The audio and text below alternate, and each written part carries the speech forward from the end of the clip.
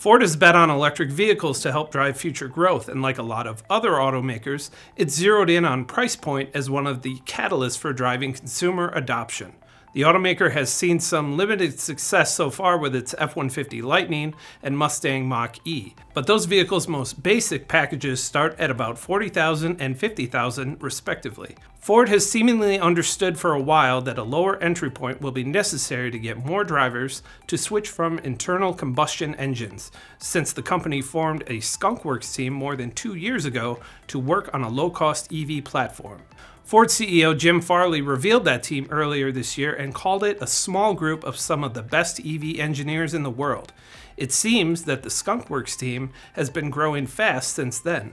According to a new report from TechCrunch, which reviewed hiring notices on LinkedIn, Ford's low-cost EV team has added about 300 to its headcount in the past year.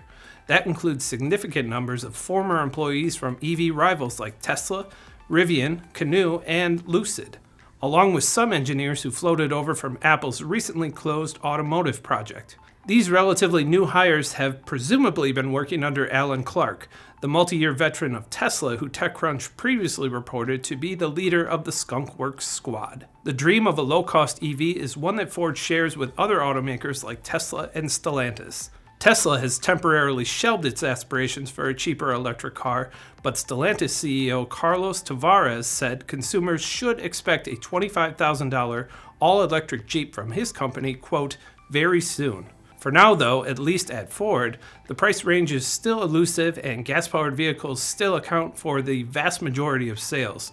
The company earlier this month said it sold about 766,000 internal combustion vehicles so far this year, compared to about 37,000 EVs and 74,000 hybrid vehicles. Still, those EV sales represented an 88% spike compared to the same period last year, while gas-powered sales have remained essentially flat.